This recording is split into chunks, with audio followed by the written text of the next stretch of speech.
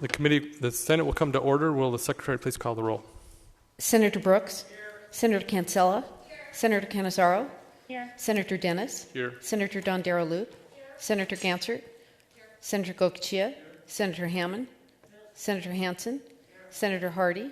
Senator Harris. Senator Kekeffer. Senator Orenthal. Senator Parks. Senator Pickard. Senator Ratty. Senator Scheibel. Senator Settlemyre. Senator Washington. Senator Woodhouse. Senator Spearman. Here. Please rise for the prayer by... Oh, I'm sorry. Let the record reflect there are 21 senators present. Please rise for the prayer by Senator Joseph Hardy.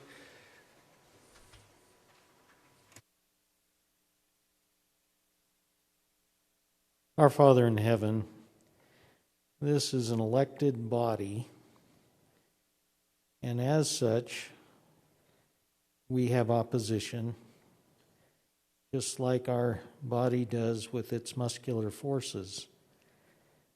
There is extension and flexion in opposite directions, yet when these muscles oppose each other, that is how our body lifts, moves, and gets things done. That is the way it is normal in this body as well. We pray that Thou will have us use our God-given responsibilities, opportunities, talents, and opposing viewpoints in such a way that we can find hope, happiness, and enjoy each other's company, even at times where we disagree. We pray in the name of Jesus Christ. Amen. Please remain standing for the Pledge of Allegiance. I pledge allegiance.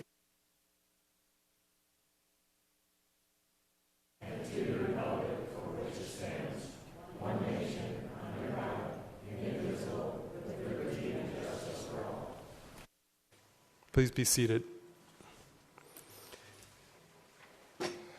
Order business number 3, reading and approval of the journal. By previous order of the Senate, the reading of the journal is dispensed with, and the President pro tempore and Secretary are authorized to make the necessary corrections and additions. Order business number 9, motions, resolutions, and notices. Senator Ratty.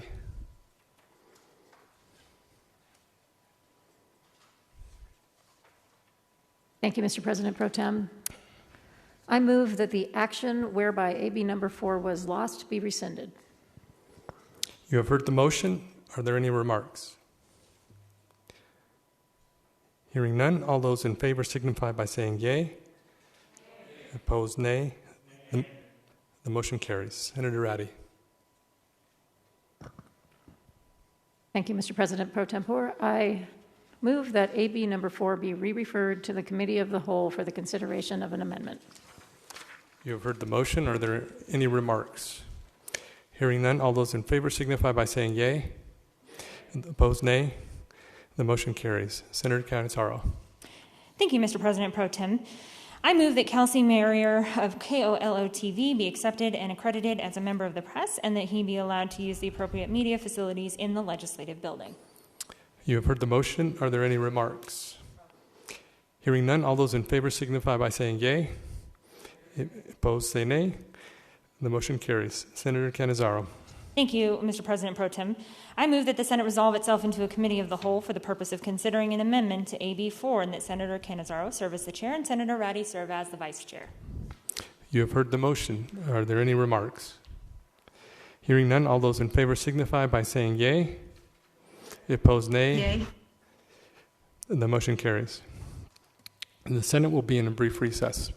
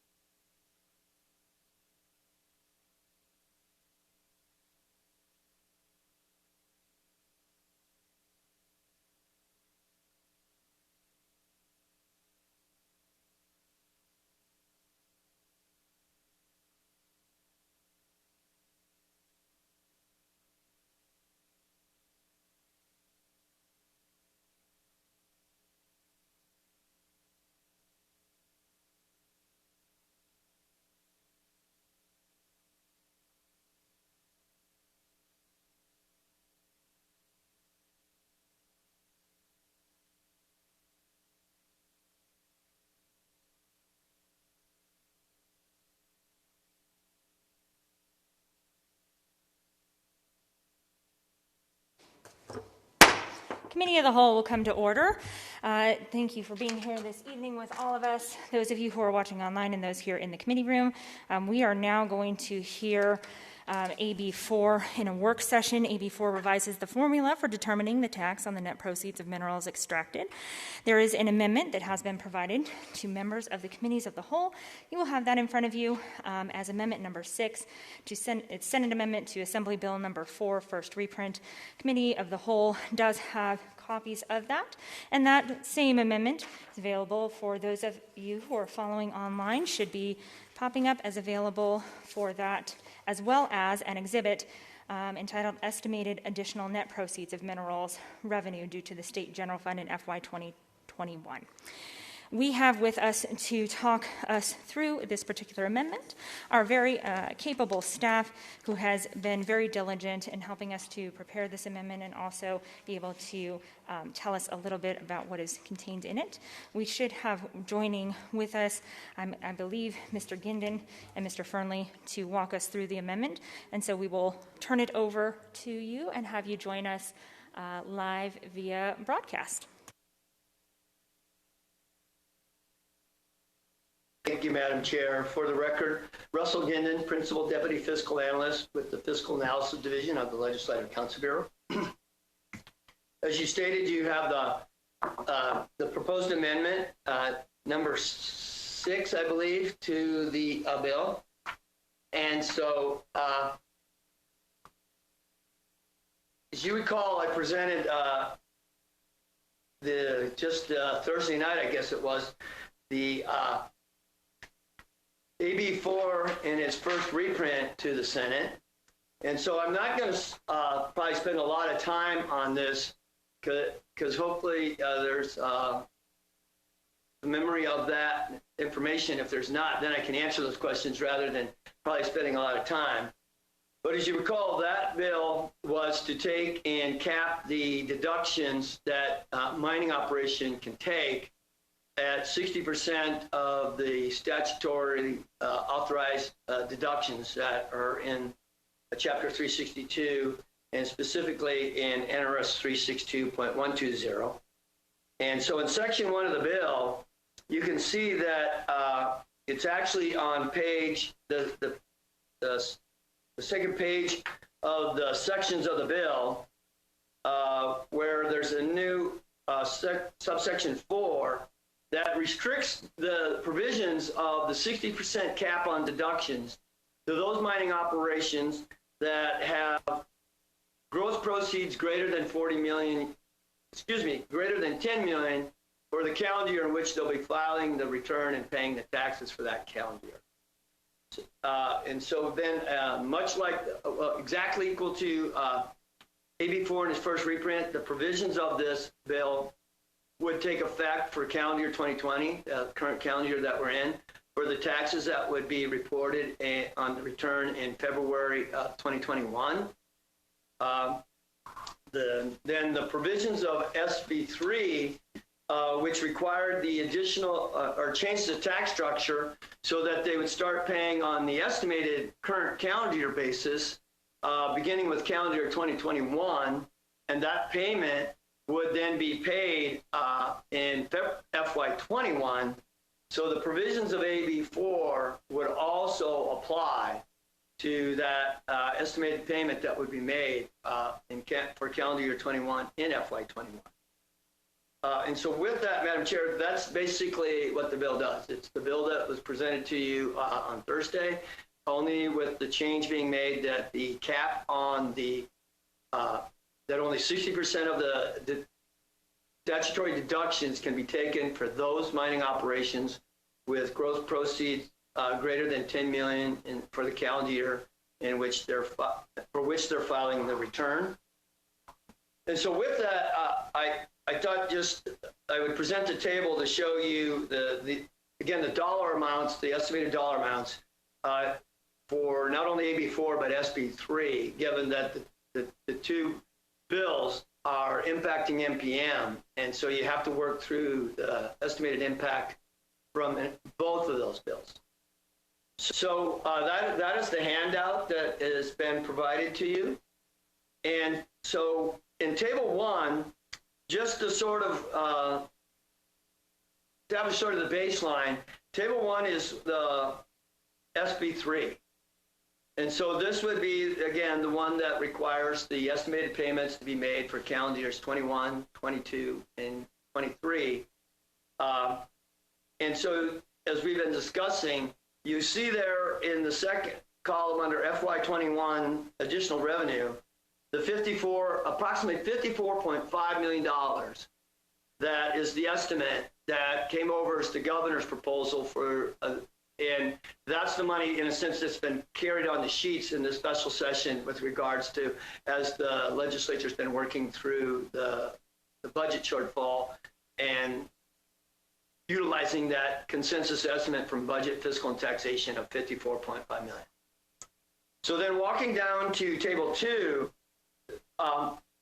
this is then taking into account the impact or the potential impact of the provisions in AB4 as the amendment is proposed here for this hearing tonight. So again, you're just seeing, I'm showing the consensus estimate for 21 based on the calendar year 2020 estimate that would be made under current law. And then you have the AB4 additional revenue that would be coming from that calendar year payment, right? Because those mining operations that will be subject to this 60% cap on their deductions will be the ones that will have pay the additional tax. You can see that's estimated to be $54.1 million. And then for the AB4 impact on the calendar year 21 estimate that will be due in FY21 under SB3, so the additional money that will come from that $54.5 million estimate, adjusted for the estimated increase coming from AB4, would be the $47 million. So thus you can see it's expected that the provisions of AB4, by the impact that they will have on the two tax payments that will be made in FY21, the one for the actual preceding calendar year 2020, and the estimate that will be made for the estimated current calendar year that would be calendar year 2021, is approximately $101.1 million in terms of the estimate. So then Table 3 just brings it all together in terms of showing you the $54.5 million that was expected from SB3 that's been on the sheets during the special session and being used as part of the budget shortfall solution. And then again, you would pick up the 54.1 and the 47 million. So the total coming from changes to the net proceeds of minerals tax in terms of the estimate for FY21 is the approximately $155.6 million. Again, with the increment that would be attributable to the impact of AB4 only, the $101.1 million. And so with that, Madam Chair, that was the information that I thought I would provide, and I would be willing to answer any questions that the members of the committee may have. Senator Gokachia. Thank you, Madam Chair. And Mr. Gindin, if you could kind of walk me through this. It's been a long time. Okay, now we're talking the timeline for 2020, and actually this report, as far as the gross revenue and the deductions, is due in early February, I believe, in 21. You are correct that the tax return that they're required to file is that for the preceding calendar year under current law is required. I believe it's actually February 16th that report / tax return is due to the Department of Taxation. And then the estimated payment for the current calendar year would be due on March 1st. Again, of 21, right? Yes, excuse me, calendar 21 of and then it would be FY21. Okay, and then where do we actually hit the true up? Is that the report that's filed in May, where you actually have to show that you have prepaid the within 90%? Then it would be the next calendar year or the next fiscal year. So then, the way it would work, Senator, then when they actually filed their report for calendar year 21 as the actual preceding calendar year, that would be the return being filed on February 16th of 2022. So that's when they would have to tell you, this is what we actually did, and compare that to their estimate that they made on March 1st, 2021, but also taking into consideration any quarterly true-ups they would have done to get within that 90% threshold to avoid the 10% penalty. So the easiest way to think about it is they're filing a return on March 1st of a calendar year for a fiscal year to report their estimate and pay the tax on that. And then approximately a year later, in February of the next year, they're filing the return for that as the actual preceding calendar year and doing the true-up. And I guess that's where I'm headed with this, Mr. Gendon. As I look at this and the numbers, I realize we're going under, again, we're not applying any of these taxes retroactively, so I'm looking at it, and realistically, the first payment we're going to see, first payments, the declaration and the payments will all occur a year from now, next spring.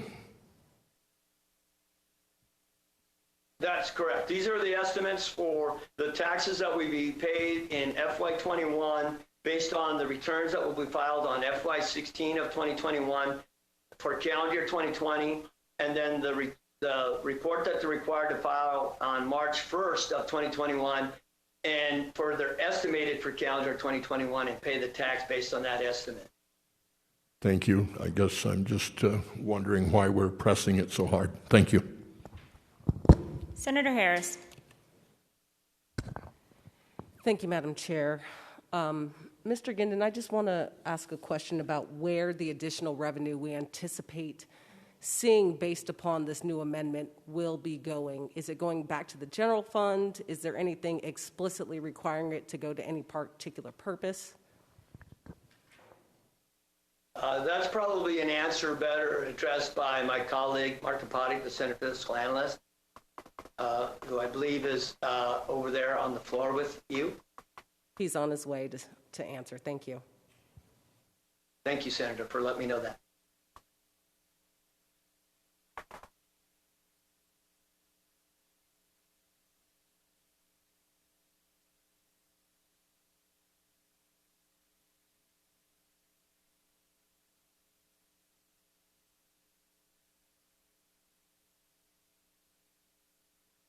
Thank you. Mark Krompotnik, Senate Fiscal Analyst. I would note in this amendment that the distribution of additional proceeds generated through the amendment is addressed in two sections. One would be in section 1.5,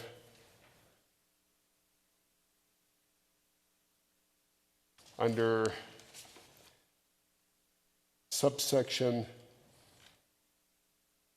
1B1, and this would call for the transfer of the first $50 million of the amount determined to the supplemental support for classroom instruction account. Another $50 million is appropriated to the new Nevada Education Funding Plan under section 2.9 of the amendment. So in total, this amendment would distribute $100 million, $50 million to the supplemental support for classroom instruction account, and $50 million in section 2.9. That's an appropriation to the new Nevada Education Funding Plan.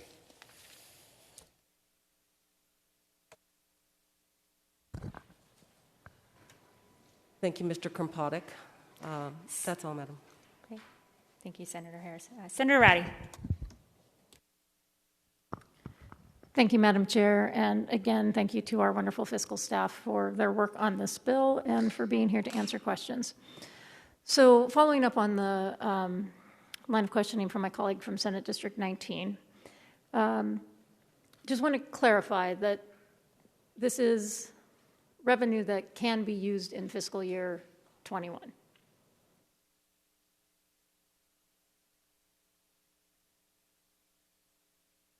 Yes.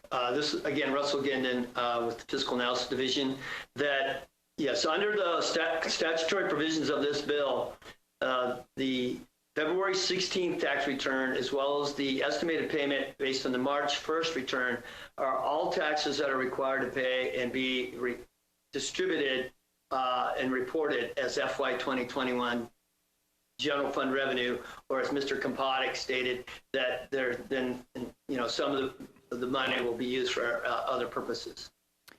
And so then clarifying that this new revenue can be used in this fiscal year to support education this fiscal year, and that if we don't act with some urgency and pass it now in the special session, we would run into the same issue in the next fiscal year, and that one of our challenges with this budget is that trying to get certainty to school districts so that they can do their budget process and they can understand what they have available to them, that this is an ongoing source of funding, and if we do it now, the timing of when it comes in, particularly for the next school year, will be helpful as well.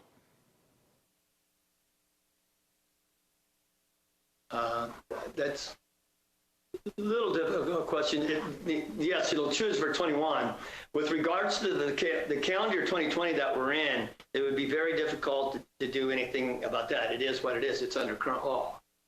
With regards to the estimated payment that's due on March 1st, it would be difficult, but it wouldn't be impossible that the legislature could come in early in the 2021 session and change the law such that the estimated payment could be made, that's being made on March 1st, 2021, would then require the tax to be paid on that at that point in time. Which would be significantly less certainty for the taxpayer as well. So if we're going to do this, letting people know now, both the individual businesses that are going to pay this tax as well as the school districts that are going to count on this tax, certainty is helpful. And that's more of a statement than a question. Yes, it would also allow the opportunity for taxation to be set up to administer the tax versus, in a sense, finding out a month or weeks before it would have to be implemented, and the notification that would be required for taxpayers. Thank you, Mr. Giddens.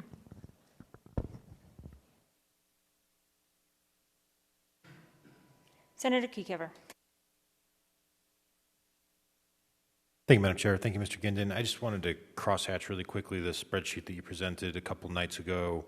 The total new revenue, from what I can tell, for this bill due to the change in the deductions is what, 54,107,256? Am I reading that correct, Lee?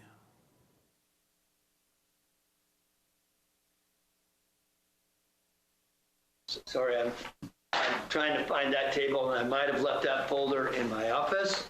What I can tell you that basically for comparing all of the payments that you see reflected in table 3 of the handout from tonight, that amount is only approximately $1 million less than the estimate that was shown to you Thursday night. And that's the effect of capping out the 60% deductions on only those that are greater than 4 million.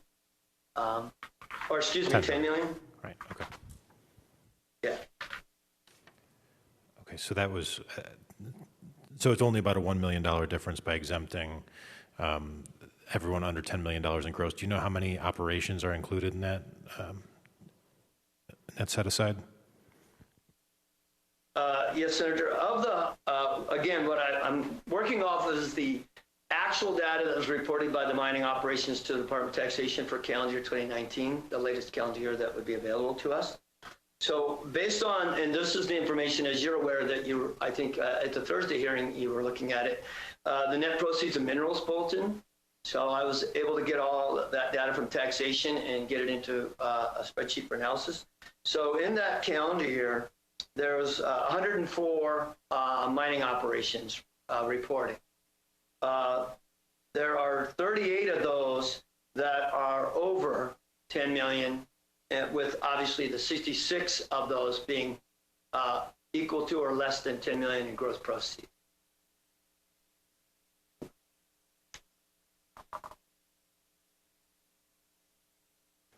Senator Sittlemeyer. Thank you, Madam Chair. I was curious about how the determination came to the 10 million. I was talking to a mine that was starting up in Yarrington, and they were estimating they'd probably get about 20. And I was just curious why the number of 10 was picked. Again, that will be sort of like when I was asked Thursday night about the 60%. As the legislative staff, I was asked to do some analysis of potential thresholds, and that information was provided to the requester. And out of that came the amendment that you're looking at to utilize the $10 million as the threshold for those that would or would not have to be subject to the 60% cap on deductions. Thank you. I appreciate that. And Madam Chair, I had a question. I was looking online and I can't find the contact number. Are we going to allow the general public to comment on this amendment or no?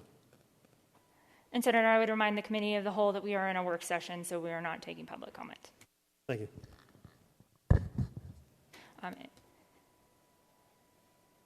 Senator Severs-Gansert. Thank you, Madam Chair. I had a question about the projections. So I was looking up the price of gold. In the last 2 years, it's been between $1,176 and $1,812 roughly, so $1,176 to $1,812. And in the last year, it's been between about $1,400 and $1,800. So the swing has been between a little under 25% to 35%. And I know we want to make sure we have certainty for funding, and so quite a bit of this money is going into school accounts. So my question is, what happens if these projections, if the price of gold drops and we don't have the projections? Could we be setting up a shortfall in the budget related to the accounts to which the money is supposed to go?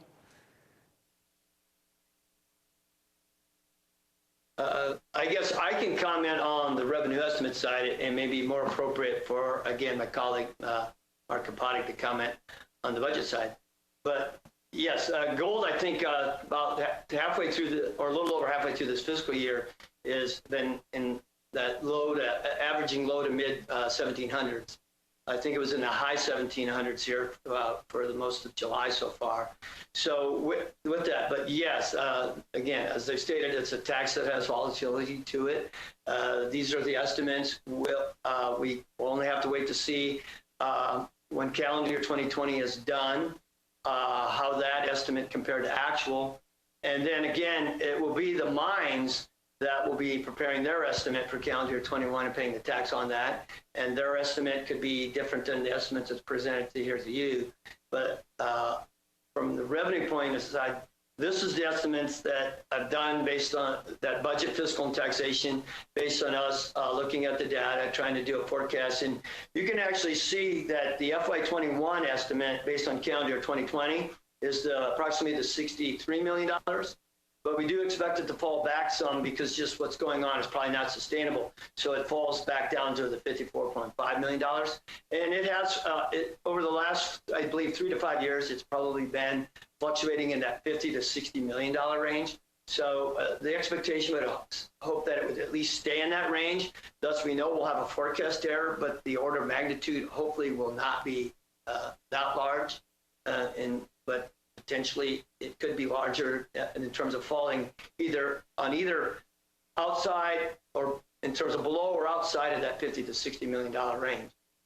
Thank you. And then from memory, the last time we did this, it did fluctuate and we were down, but we're sort of doubling or tripling down on this because we're using a price of gold, or we're using a forecast for substantially more money, because last time we did a prepay, but now we're sort of adding to the equation potentially.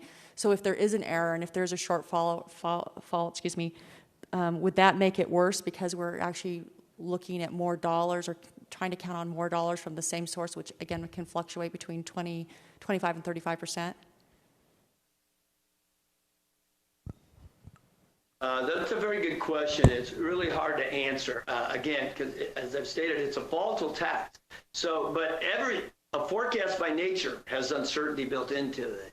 And so we have to do the estimates and put a number on the sheet and then base the budget on that and then move forward.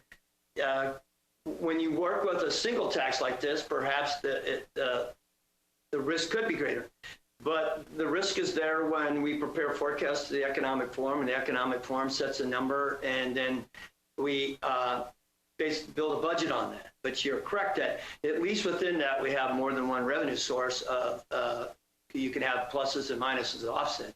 But then with regards to the impact on the budget, it would be hard for me to respond to that part of the question. So thank you. So it's a tax that fluctuates with the price of gold, so it's volatile. We can't control it, and we have quite a bit that's put into this. So again, it just seems like if we don't hit the target, then we have a shortfall. And this time, it's not in the general fund where we can kind of smooth it out. It's in certain a couple of accounts, very certain accounts within education. So I think that is riskier based on the volatility of the tax and potential of the forecast. Thank you. Senator Hansen. Thank you, Madam Chair. Actually, I have a question. Maybe I'm not sure who to talk to, though. Normally, when we have work session on a bill, we have the sponsor of the bill we can ask questions to. I have not had anyone explain where the 60% number came from. We apparently the genesis of this bill is the 2011 bill, which had a 40%. Then the one from 2 days ago had 60%, and now we're back at 60% with some changes. But is there anybody that can explain to me where that 60% came from? I mean, why isn't it 75%? Why isn't it 30%? Why isn't it like the original bill of 40%? Is there anybody out there? I know, Russell, you're just here for staff purposes, but I'm just kind of wondering. I'd love to know who the bill's sponsor actually is so that we can get that answer. And Senator Hansen, I would remind the committee of the whole that the question of numbers, I believe, has been answered several times by staff both today and at the last hearing on this bill. Actually, Madam Chair, with all due respect, I don't recall that ever being answered other than Russell saying he couldn't answer it because that wasn't part of his staff responsibility. So, but with that, thank you. Just trying to come up why this number, which seems entirely arbitrary, where did it come from?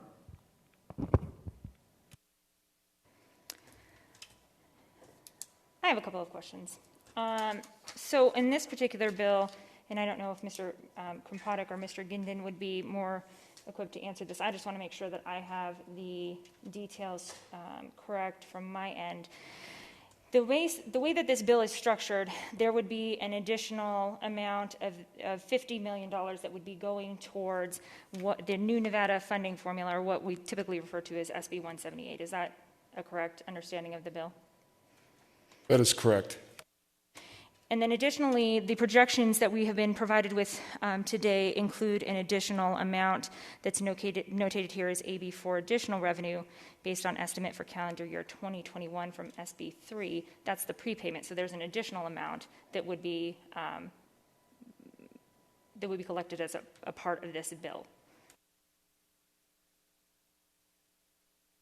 Yes, Senator Russell, the $54.5 million is the amount that is going to come from SB3. And again, as I stated, that's the part that's been in play this special session as what we call as revenue on the sheets, as part of the deliberations that the legislature has been doing. It would be, so that in some sense is already subsumed into the budget deliberation process this special session. The additional incremental revenue would really be coming from this bill here, AB4, which is you could see, that's the $101.1 million. And that additional amount over that would go into this school supplemental support for classroom instruction account. So it would be going directly to schools and education for the utilization in the classrooms and for instructional purposes. If it's my understanding of that, the purpose of that particular account. That is correct, as the amendment states, Madam Chair. And with that, this appears to also have that same amount, that appropriation for the additional that would be generated under the provisions of this bill to be allocated to this supplemental support for classroom instruction account for future biennia. Is that also a correct understanding of this? That is correct. The transfer of $50 million would continue under this bill. And the way I read this amendment, that additional $50 million is for that same instructional purposes. Is that right? That's correct. The appropriation found in Section 2.9 is for FY21 only. the $50 million transfer to the supplemental support for classroom instruction account would be ongoing in the legislation or the amendment proposed to AB4. Okay, great. Thank you. That concludes my questions. We don't have anybody else asking for first questions, so I would accept a motion to amend and do pass. Madam Chair, I make a motion that we amend and do pass. Second it. Thank you. Senator Brooks has made a motion to amend and do pass. Senator Dondera Loop has seconded the motion. Any remarks? Seeing none, all those in favor, please signify by saying aye. Aye. All those opposed? Aye. Motion carries.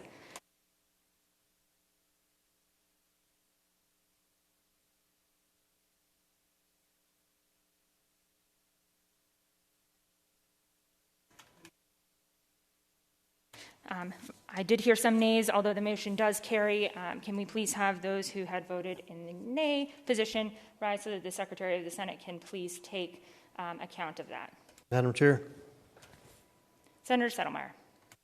we had some people that had some questions, and I'm voting no based on the simple fact that there were lights lit and people that I could see, and we didn't have any opportunity. With that, I'm gladly a no.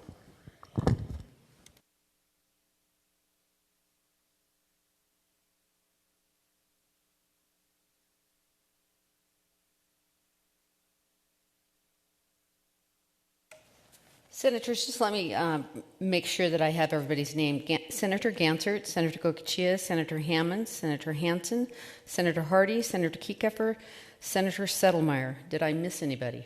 Senator Pickard. Thank you. Thank you, Madam Secretary. With that, Assembly Bill number 4, with the inclusion of Amendment number 6, will be reported to the floor of the Senate.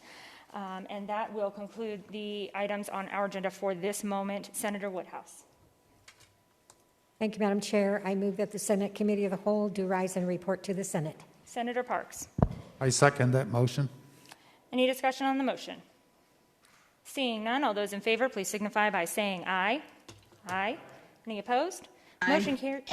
Motion carries, and the Committee of the Whole is dissolved. The Senate will be in a brief recess.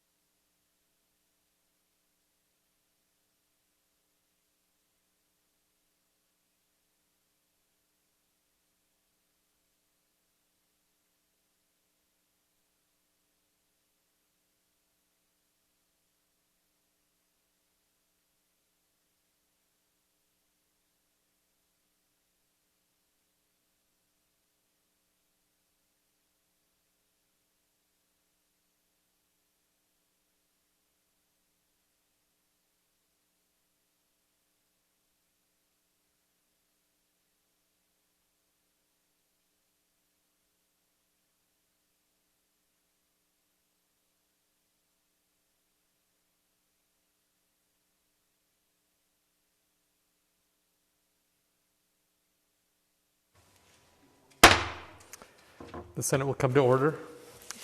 Order business number 4, reports of committees.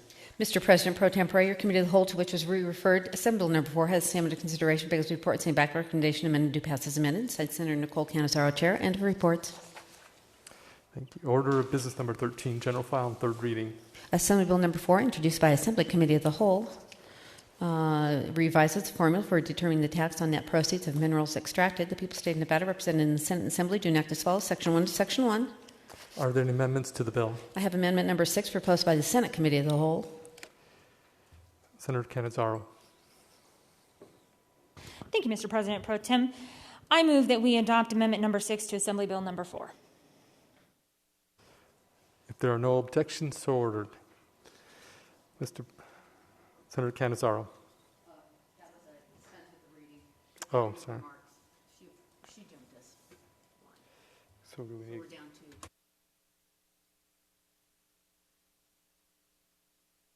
Okay, you have heard the motion. Are there any remarks? Are there any further remarks? Hearing none, all in favor signify by saying yay. Opposed, nay. The motion is carried. Senator Canizaro.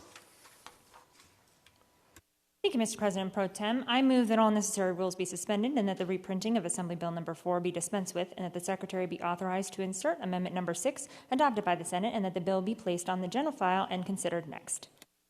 You have heard the motion. Are there any remarks? Hearing none, all in favor signify by saying aye. Opposed, no. Aye. The motion is carried. Assembly Bill number 4, introduced by Assembly Committee of the Whole, revises provisions relating to the tax on the net proceeds of minerals extracted and the use thereof. The people of the state of Nevada, represented in the Senate and Assembly, do enact as follows. Section 1 to Section 1. Are there any amendments to Section 1 or the bill as a whole? There are none. Section 6, subsection 2, end of bill. Are there any remarks from the floor?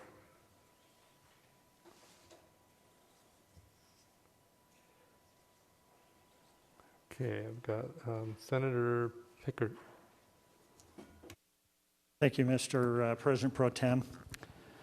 The past 48 hours have been a whirlwind of discussion on issues ranging from education and taxation to jobs and transparency. It is obvious at this point that we have all struggled taking the steps necessary to improve the quality of education for the children of Nevada, particularly those most at risk of falling behind. In the past 24 hours, I worked to find a compromise that I believed would have helped to bolster education funding, directing it to the classroom in support of students and teachers. But after many hours of investigation and discussion, I've come to the conclusion that the deal I worked on overnight falls woefully short of meeting what would be our primary goal of proper and adequate funding for the K-12 education in Nevada, and it was seriously flawed. It has become clear with the combined effort of all stakeholders through an open and transparent process, we can do significantly more for the children of our state, and that the proposal on the table did not meet that goal. We must think bigger for our kids, and we must do better for our kids. We all came to this building to address the budget shortfall caused by the COVID-19 pandemic. Under the call from the governor, members of this body worked collaboratively to identify funding sources that can be used to support education. It is clear now to everyone that the money is there to restore the cuts to K-12 education without a tax increase during this special session. All we have to do is prioritize our kids, and we should do so. As I stated on the floor 2 nights ago, the process that brought AB 4 to the floor was flawed. It did not provide notice to all the stakeholders and didn't adequately consider all of its ramifications. Several times we heard the word arbitrary and the phrase, "I don't have that information at this time." Many of the assumptions underlying the decisions were guesses because the true experts were not involved in the conversation. And as it turns out, some of those assumptions were mistaken. For example, I was the requester of that $10 million threshold. It was my inquiry to see if we could determine, without, unfortunately, the input of mining because they were unavailable to provide the information, where that $10 million threshold should come from. So in simply looking at the Red Book and trying to divine from the data there where that where that threshold should be, the conservative guess was $10 million. Part of my discussions this morning, and it became painfully clear to me, is that with a broader perspective and a little more time, there is so much more we can learn and we can do. We should not limit ourselves to small solutions to big problems. $100 million simply will not move the needle for education in the long term. And now that this discussion has started in earnest, in the light of day, we finally have the attention of all the stakeholders who expressed an interest in being part of the solution rather than part of the problem. Better late to the table than absent altogether. And unfortunately, we didn't have the opportunity to hear from them today. And as we use the next 8 months as a bridge to the 2021 legislative session, I'm committed to finding a solution once and for all of our education funding shortfall. Mining will be a significant piece of the solution, and probably in a way that industry doesn't like. But looking to a single industry simply won't generate enough revenue to solve the problem. We need to have everyone at the table, and we'll expect them to be there. So while this may feel like a setback, it's a temporary one. I challenge all my colleagues to join me in doing the hard work of finding real solutions to our long-term problems. I will be there, and I hope you are as well. Thank you, Mr. President Pro Tem. Thank you, Senator Settlemyre. Thank you, Mr. President Pro Tempore. And looking at this concept of the amendment that's now been attached to AB4, and looking at the counties I represent, such as Lyon, where there's a copper mine going in, copper mines are very different than some of the other precious metals. And the one in Lyon County and Ely will be above that 10 million threshold, but will exist on such a small margin, this will literally put them out of business, and therefore cannot support it. To me, we should be having a taxation debate with sunshine, transparency. Who knows? Maybe even direct sunlight during the light of day. I also think not having public comments is a mistake. When we were having this testimony and work session, there were many people on both sides of the aisle whose lights were lit. They did not have the opportunity. Thank you. Thank you, Senator Scheibel. Thank you, Mr. President Pro Tempore. I am absolutely baffled by the comments I am hearing on the floor today. I am at a loss for words, practically, to try to comprehend why it is, if we want to fund our schools and we have the opportunity to invest $100 million in them today, that we would even flinch at voting to do that, that we would even question whether or not we should tax some handful, a couple dozen mining corporations that make billions of dollars every year in order to provide $100 million to students in schools that have teacher-student ratios that are above 30 students per teacher, where we have students who aren't meeting their objectives to read by the time they're in grade 3, where we have students who don't graduate from high school on time, and we have the opportunity to provide them with $100 million towards those programming, and we're debating it. We're questioning whether or not this is the right thing to do. We're questioning whether or not we should keep pressing forward to find more solutions and not taking the ones that are already right in front of us on the table. Why in the world wouldn't we vote for this $100 million investment in schools today just because we could make a greater investment tomorrow? Isn't the way to start making progress by making that progress? Don't you take the first step? Don't you make the first decision? Don't you start down the path in order to get better as you move on, in order to grow as you evolve? I cannot comprehend why there is any question as to whether or not this is the right thing to do for Nevadans, the right thing to do for our schools, the right thing to do for our kids. And I think that this bill is well written and it is clear, and that the choice before us is an easy one. And if we can't take the easy votes, how can we expect to tackle hard problems like education deficits, budget shortfalls, crises of public health? If we're not able to do that, then we are not fit to lead. And I would expect better from the members of this chamber and from the members of this body. And I hope that today we will make the right choice to vote to pass this bill as amended. Senator Harris. Thank you, Mr. President Pro Tem. I rise or sit in support of AB 4. This bill creates additional revenue for the state without affecting the least among us. When we originally brought this bill for a vote, my colleagues expressed concern for small minds and the effect this bill would have on them. AB 4 in its first reprint exempts small minds. My colleagues expressed concern that the additional revenue would not go to education. AB 4 in its first reprint explicitly states that the additional revenue generated by this bill will go directly to education. My colleagues expressed concern that this was an industry-specific tax. But word has it, the newest reason to not vote for this bill is because we can just tax another industry, specifically renewable resources. When coronavirus hit our state, every member of this body was aware that some tough choices were ahead of us.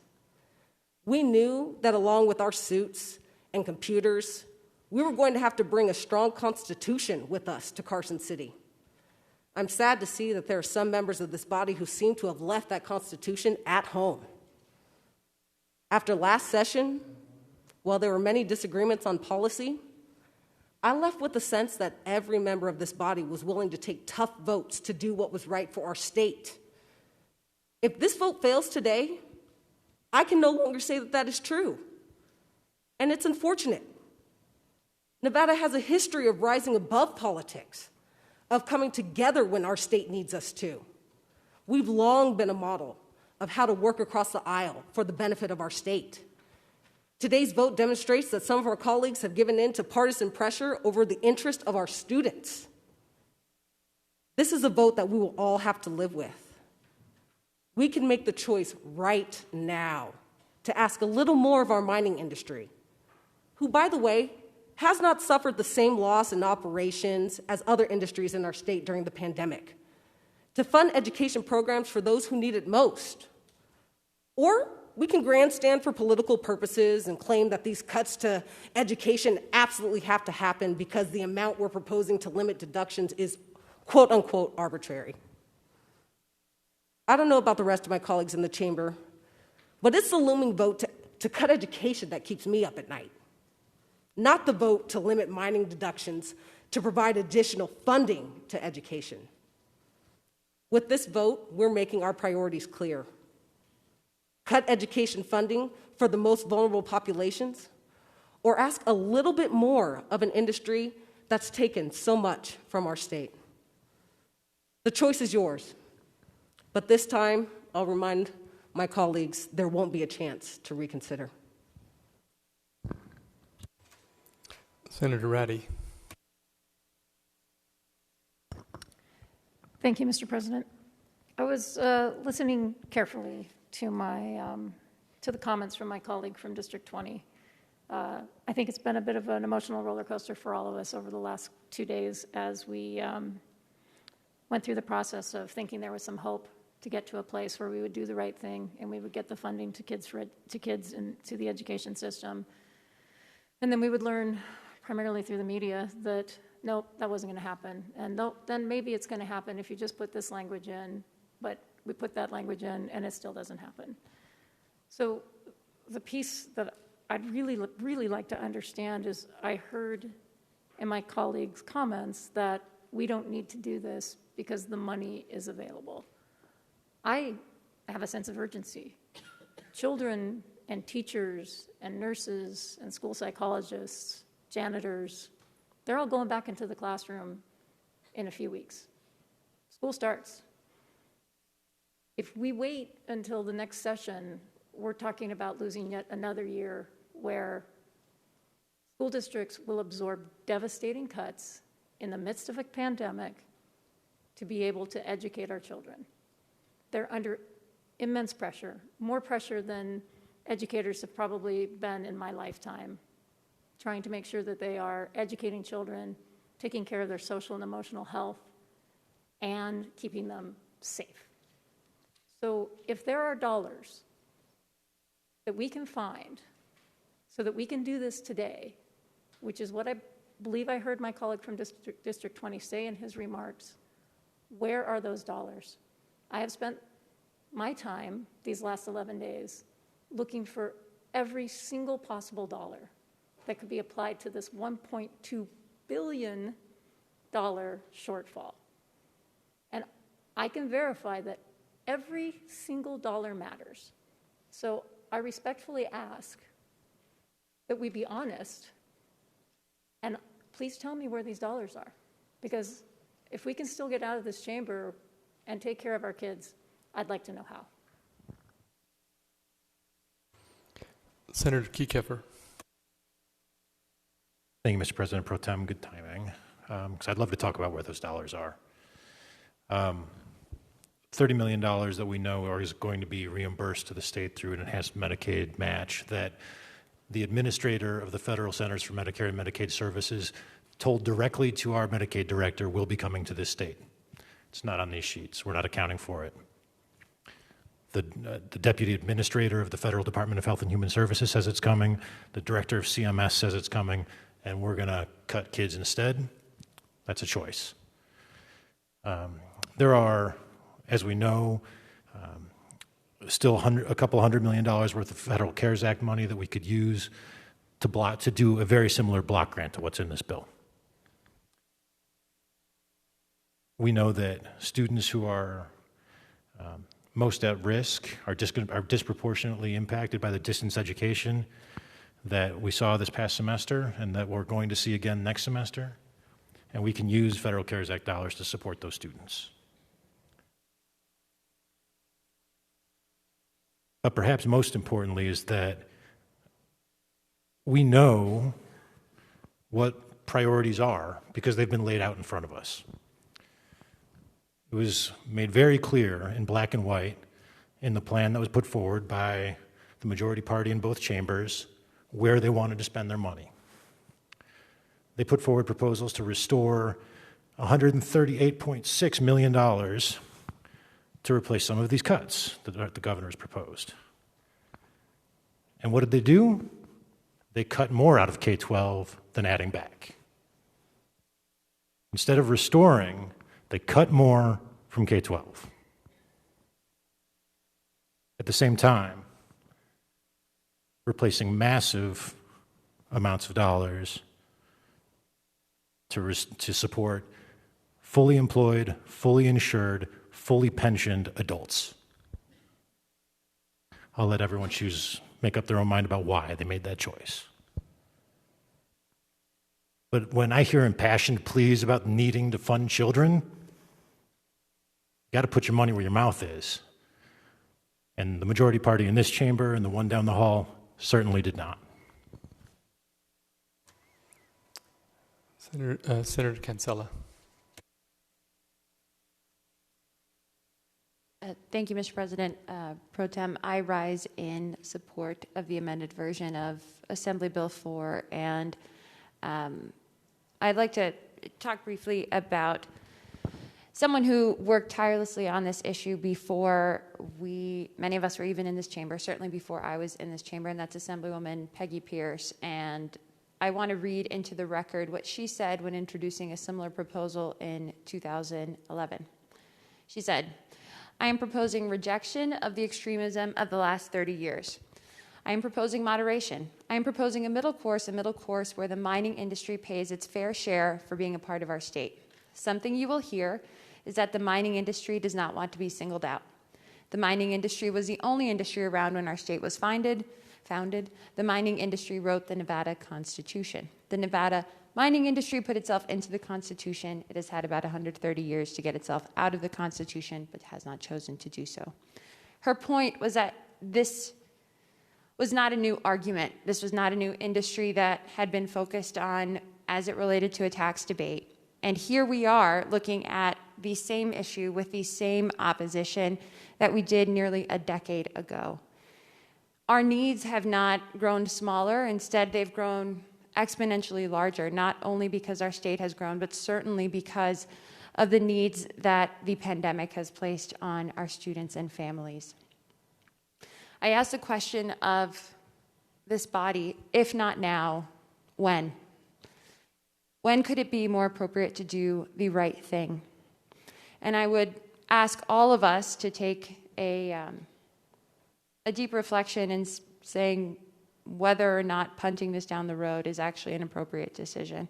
And I would specifically ask my colleague from Senate District 20 how I can take the offer to work on other solutions seriously, and what I could do to join in on discussions about broader taxes, broader proposals, because we certainly have a responsibility to our students. And if in fact this does fail tonight, then we will leave here with over $100 million on the table, and I'm not sure that we'll feel great about that tomorrow. So, thank you. Senator Orenshaw. Thank you very much, Mr. President Pro Tem. I rise in support of Assembly Bill 4, and I just wanted to highlight a couple of the points. My colleague from Eureka, who I've got tremendous respect for, the other night was concerned about how Assembly Bill 4 would affect the small operations, the new mines that are just starting. And the amendment came about. We heard testimony from Russell Ginden from our fiscal division that of the 104 mining operations in the state, 66 of those would not be affected. They'd still enjoy the 100% of the deductions. That's over 63% of the mining operations in the state would not be affected because of that $10 million threshold in gross proceeds. We addressed the issue my colleague from Eureka had. My colleagues from Henderson, from Las Vegas, from Washoe County were concerned about the funds going to education versus being spent elsewhere. The amendment addresses those concerns. Nevada's blessed. Our land has precious ore, precious minerals, precious natural resources that we export around the world. I've often heard about how I think in gold production we're number one in the nation, if not sometimes in the world, close to number one, maybe number two, number three with Australia and South Africa, and that's wonderful. But for so long, we've been near the bottom of the list in terms of our funding of education, our funding of vital services. I work in the juvenile courts, and so often I see children who have to be sent out of state for certain treatment because we don't have those kind of facilities here to help those kids. But they have to leave Nevada to get that treatment. Supporting this bill can turn that around, and it can make this session the session of investing in our future, investing in our constituents, investing in our children, investing in those who need a hand up. But if it fails, it's just going to be another pass the buck session. And it doesn't need to be that. We just need bipartisan support. This is something that will help our constituents and invest in their future. We've addressed the concerns of our colleagues from across the aisle. I urge its passage. Senator Hansen. Thank you, Mr. President Pro Tem. Actually, with all due respect to some of my colleagues, we have not addressed the concerns of the school district. In fact, at the beginning of this special session, we were fortunate enough to have the superintendents of the school districts tell us what the problems were. Now, right now in Nevada, we have 492,638 kids enrolled in the public schools. And almost none of them will be able to go back if we don't listen to what the superintendent said was absolutely essential that we do this session, in this emergency session. And that was they need liability protection. They need to be held harmless. And so we hear all this talk about, oh, we got to do the right thing. There's urgency. Yet we've totally ignored the most critical thing that they said they need. They didn't ask for another $100 million. In fact, if you go and look at our current biennium budget for K-12, it is $10 billion. $10,244 million. Now, $10 billion, if you want to do the math a different way, is $10,000 million. So if you think the big problem is $100 million, you better do the math, because it isn't even a drop in the bucket. The real problem is our schools are not going to be able to reopen if we, as a legislative body, do not give them the legal protection that they practically stood on that screen and begged us for. So we can pass all the money we want, but none of our kids will go back to school. 500,000 kids will not be going back to school. And I would guess from that number, there's at least 200,000 parents that are desperately anxious to get their kids back into school. Health metrics. I'm going to cover that a little bit more under business order business 16 when we get to that, Mr. President. But just real quick, health metrics for our children are on the decline right now. If we're worried about the health of our children, we need to get them back into school. School children are being harmed by not reopening the schools, and the people in charge of the schools made it very clear. We cannot reopen the schools if you, the Nevada Legislature, does not give us some legal protection, some cover. And by the way, I've heard from school teachers who are also very much afraid that they may be sued personally. So we need to make sure not only that we cover the school districts, but that we also protect the individual teachers as well. And in this special session, which I understand may be coming to an end here very quickly, we have failed miserably in that. Now, there may be another special session, I understand, and I'm hoping that the leadership, since I'm in the minority, that the leadership here will do what the school superintendents practically begged us to do. But in the absence of that, all this money talk means nothing, because the kids will not be going back to school. Thank you, Mr. President. Senator Ratty for a second. Thank you, Mr. President, for your indulgence. I have to circle back around to the money one more time, because we have so often been accused of doing magic math somehow. And I just want to be very clear. So there have been many conversations in public hearings and behind, as we were talking with each other about how to do this, about this $30 million in enhanced FMAP. Couple things about that. Yes, we've heard that it's coming, but that is a promise by the federal government. CMS, working in the Medicaid world, CMS takes its time. We have state plan amendments that have been sitting for years waiting for an answer for CMS. And even in the urgency of this pandemic, while they've been dangling that out there for us for a while, we still have not received the official verification that that money's coming.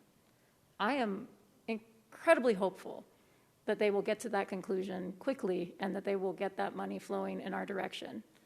But it's a Medicaid match for health care services. It is not funding for education. It's not Medicaid's job to fund education. It's our job to fund education. And we have an opportunity to do that here today. So again, having spent a lot of time with the money on this one, without this particular bill passing today, we will not fund dollars that are specifically targeted to underachieving children to help them catch up and stay with their peers. And again, during a pandemic, those are probably the children that need our attention the most. So I think this bill is incredibly important. I think there's urgency, and I appreciate the indulgence. Thank you, Mr. President. Thank you. Senator Ganser. Thank you, Mr. President Pro Tem. I'd like to first start out with what we agree on. We agree that we need to fund education and we need to do a better job. We all agree. We also heard testimony the other day from parents asking and pleading for money for education. And many of them, several of them, talked about they want their children to be able to read, how important it is to be able to read. It's fundamental to everything we do. It actually helps your entire path throughout your life, whether you can read and you can progress. I think we've been presented with a false choice. Right now, the narrative is if you don't vote for this bill, for AB4, you are not supporting education, you're not supporting our children. And I think our citizens need to know the truth. The Senate Republicans put out a plan a couple of days ago, and we actually shared priorities last Monday. I think that was the 13th. So on the 13th, we shared priorities, and then we came back and we actually published a plan 2 days ago. And in that plan, we prioritized health and human services and K through 12 education. We added $43 million to K through 12, and then another $50 million in CARES Act for teacher hazard pay. These ads, I believe, reflect the values of Nevadans. We want to fund education. That is our priority. We are presented with a false choice. We added money. We prioritized it with the reserves that we found. And when we talk about something like the Medicaid reserves, and we hear from DHHS or HHS that they're going to fund another quarter and potentially 2 more quarters, we think that that money should be available. And when you talk about whether reserves should fund education or not, the way this actually works is we put the reserves on the books because those can help supplement the general fund. We have been receiving an enhanced FMAP, or enhanced dollars from the federal government for a period of time, and at the same time, the usage or utilization has been down. And on all of our sheets, we have $46.5 million already, and that money is what's helping to backfill some other accounts. So I just want to be clear. We all agree that we want to fund education. Before us is a false choice. It's not an either or an or. There is money available. We've demonstrated it through our proposal, and we prioritized education.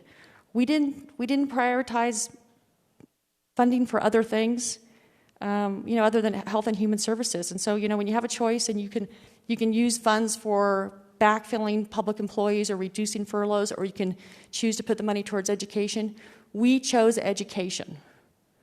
And you know what? When you add the dollars up between the $43 million and the $50 million in CARES Act, that's about $100 million. So I really want to make sure that everybody understands that we agree with you. We believe this bill is a false choice because the money is there. And if you prioritize what we believe Nevadans prioritize, you would be reallocating that money to K through 12, not defunding K through 12. The budget proposal that was put out by our colleagues on the other side of the aisle defunded K through 12 education, which set up this bill, which is not needed.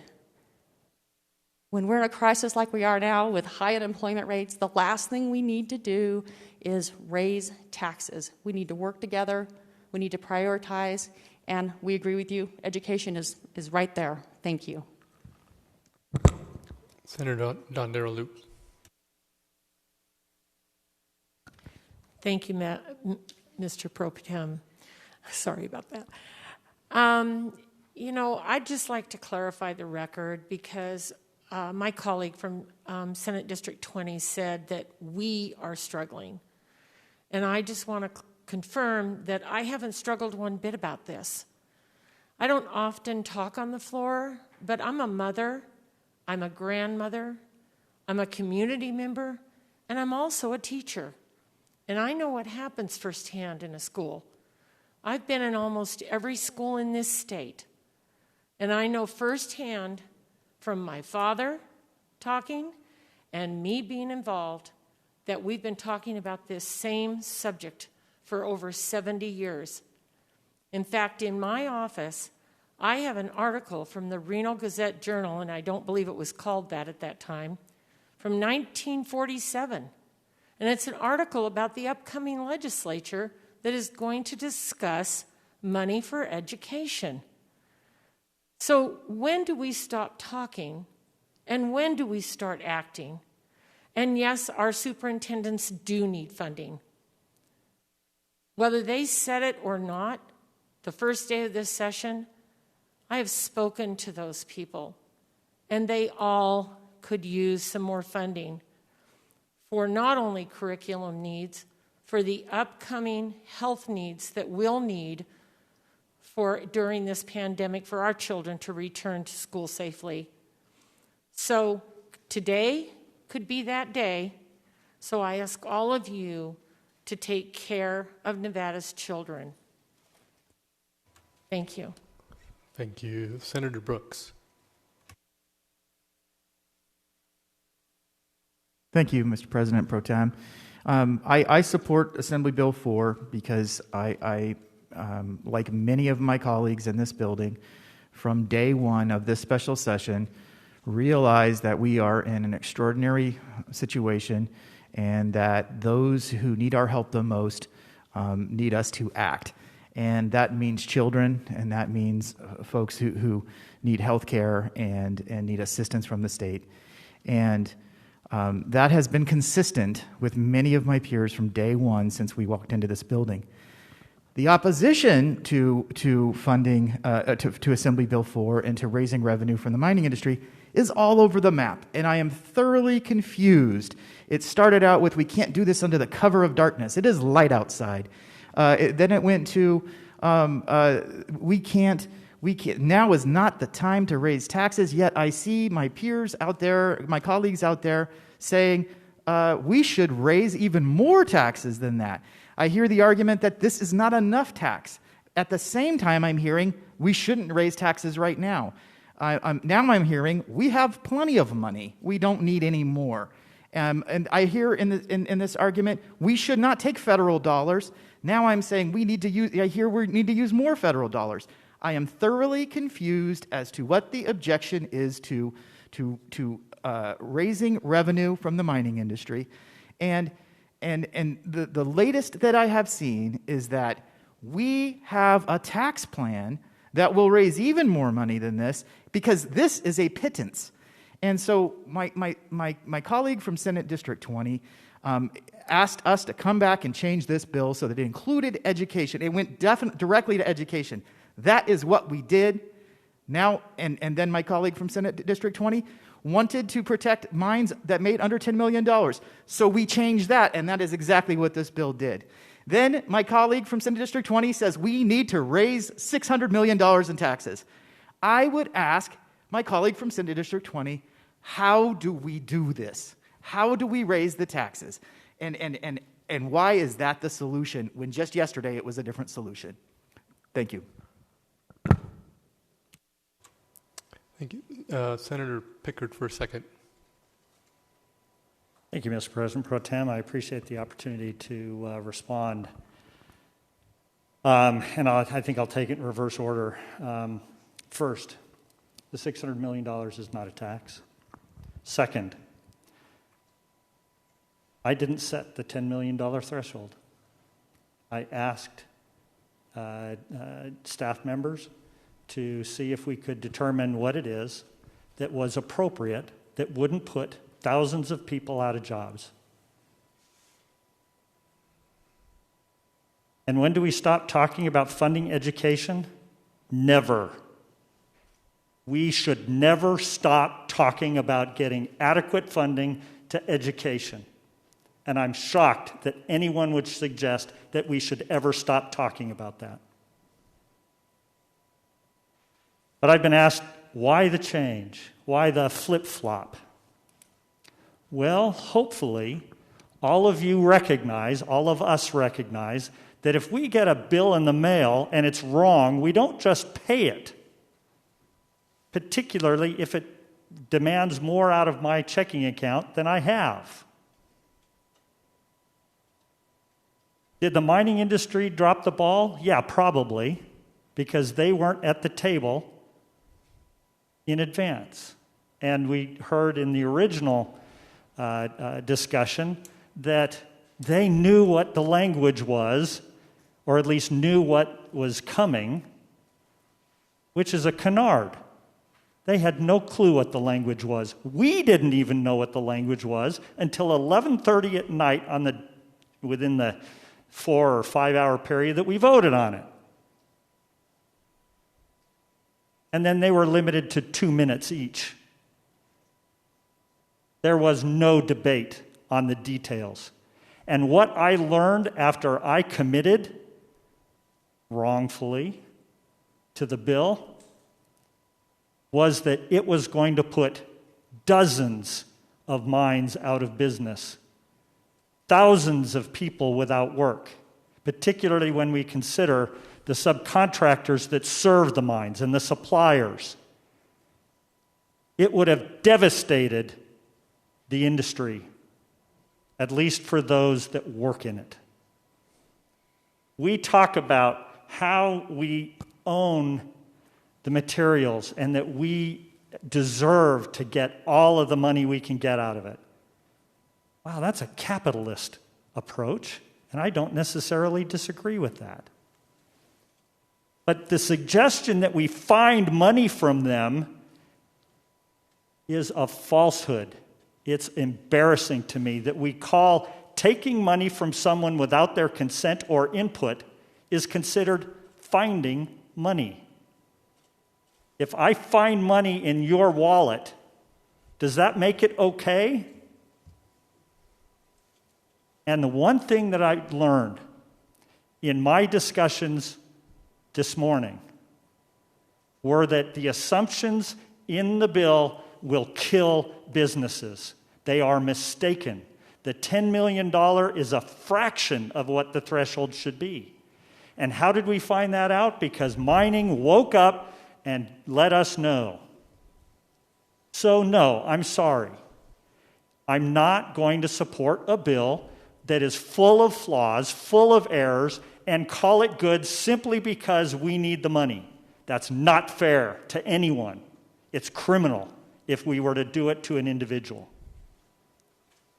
So no, I'm sorry. I can't support the bill even though I am as desperate to fund education as anyone. And if this experience has taught me anything, it is never to go in unless I am comfortable that I have all of the information. So, did I make a mistake? You bet I did. There's a bee in my bonnet that suggests I will make another one. But at the end of the day, we have to do the right thing for the right reasons, and that includes the mining industry, that includes businesses, that includes education, that includes our children. And to do this at the dark of night, which is the only time there was any opportunity for input, there was none today during the daylight, it's wrong. We didn't notify them of the language. For those, there are many lawyers in this room. That is a due process violation, if there ever was one. Notice and an opportunity to be heard is the definition of due process, and they didn't get it. So if we want to do right by this state, we need to do the right thing. And taking money out of somebody else's wallet without their participation in the discussion is wrong. And so I am not supporting this bill as much as I desperately wanted to. I hope that it answers the questions before us. Thank you. Senator Spearman. Thank you, Mr. President Pro Tempore. Last night we lost one of the icons of the civil rights movement, and earlier this week we lost another one. So I want to frame my response in the context of the longitudinal progress of civil rights, equality, and equity. In 1954, Brown v. Board of Education of Topeka said schools should be desegregated with all deliberate. In 1963, there was a march on Washington, Dr. King and others, including Congressman John Lewis. The march was for fair wages, the march was for voting, the march was for equality. In 1964, the Edmund Pettus Bridge, the Bloody Sunday, and in 1965, President Lyndon B. Johnson signed the Voting Rights Act. But there's something else that I am very familiar with, and that is in 1969, I and 14 other African Americans integrated high school in Alabama. Oh, if I have any other colleagues in this chamber or in this body that have that lived experience. But I will tell you that it was difficult. And we asked ourselves at that time if 1954 was supposed to be all deliberate speed, and here we are 15 years later, and we're just now integrating this school, what happened? Well, there was this process of let's do it later. This process of let's kick the can down the road. The process of we can't afford it. The process of on and on and on. So at any rate, we integrated that school in 1969. And for the first time, many of the students who were with me on that day, the first time they had real books to read from. People that walked through those doors on that first day of school, some of them were the grandchildren of sharecroppers. Some of them came to school that first and second week, but were out of school a week later because on their family farms, they had to go and pick cotton. You ask, what does this have to do with us funding education? What it has to do with, the common thread here is about equality and thinking about the least of these. Am I accusing anyone of not doing that? No, I am not. I'm saying that the arguments that I have heard today against this bill sound a whole lot like the same ones with different words, with different people as to why we could not integrate schools with all deliberate speed. There was not enough money. We didn't know where the money was going to come from. People in the community shouldn't be taxed. We've got to go very slow. And I believe that John Lewis said it, and one of my colleagues referenced it earlier. You know, if not us, then who? If not now, then when? And so when I think about the conversation and listening to everyone, there have been, unfortunately, some statements that are radically incompatible with facts and beg for the test of veracity. So I'm not real sure where we've gone wrong in terms of let's figure out how to fund education now. If it's only $100 million, I will guarantee you there's some person, some parent, some student that will be glad to have the opportunity to learn with equity. I will guarantee you that there will be someone who will be glad that we did it as opposed to later. I heard someone talk about energy. Well, you know, if you want to tax energy, here's the facts about energy. 16% of low-income families, 16% of low-income families have energy consumption that consumes almost 20% of their income, which is one of the reasons that it almost drives some people into homelessness. So we know that that's not possible. I am struck by the parallels of history today as we remember John Lewis and the same arguments that I heard. And when it all came down to it, it was really a matter of, are we going to integrate schools with all deliberate speed? That was a very painful process for me, and listening to the arguments today has brought back many of those memories because they are very similar to the arguments that I heard then. Called the N-word, threatened to be expelled from school, sent to the principal's office, watched a teacher throw an eraser at a young lady who happened to be Black because she had a migraine headache and put her head on the desk. All of those injustices we endured 15 years after Brown v. Board of Education Topeka. So lest anyone get the idea that I am saying that you are the equivalent to the people who made those arguments, that's not true. What I am saying is that there is an unmistakable parallel in my mind, based upon my experience, to some of the same arguments that were made. This is really about equality and equity.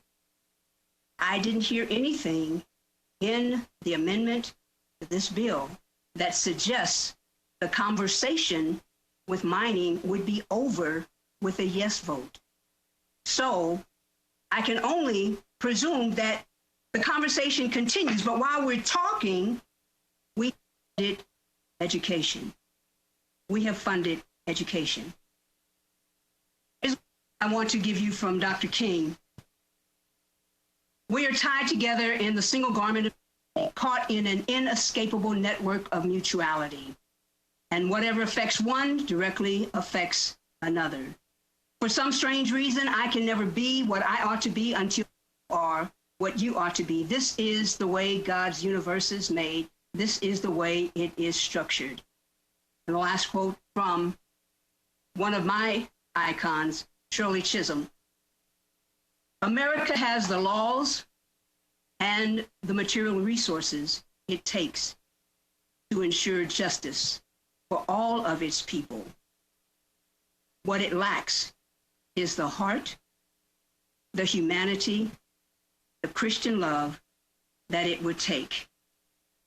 Some of the statements use different words, and obviously they're not the same people who made the statements in the 60s.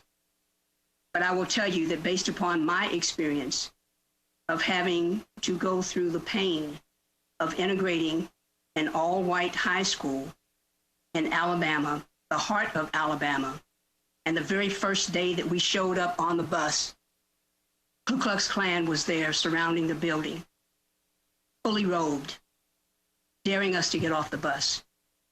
This bill is about equality and equity now. If not now, my brothers and sisters, then when? If not us, then who? Thank you. Senator Hardy. Thank you, Mr. Speaker Pro Tem or President Pro Tem. I'll get there eventually. You know, this particular tax and the session that we're in has not been organized, hasn't been prepared. We haven't had bipartisanship. We haven't been transparent. The tax hasn't been necessary, and the stakeholders haven't been involved. And hence, we see a lot of rancor and concern. I think when we pass a tax, we have a certain amount of scrutiny as to where we are and what we're doing and where we're putting our priorities. We all have our different constituencies that have trusted us, elected us, and even donated to us. And so we feel a certain kinship and willingness to be with them, but we all have had or know somebody who used to be a child. And we need to be deliberate in what we do with that responsibility. And one of the things that I think we need to be deliberate with is what our opportunities to use the CARES Act money, for instance. Nevada has never been one of those that has benefited like other states have with the federal income tax coming back to Nevada. I think we have a responsibility to protect Nevadans' budget, their home budgets. I think we have a responsibility to protect the jobs of Nevada so that they can buy their kids school clothes and books and Kindles and whatever else they need to learn. I've voted for taxes before. This is the wrong one at the wrong time, and I appreciate the healthy debate that we're having, but I still think we need to say, where's the money at, and admit that we have money that the federal government has so generously put in place for us, and we need to use that, and then see where we're at. Thank you, Mr. President Pro Tem. Thank you. Senator Canizaro. Thank you, Mr. President Pro Tem.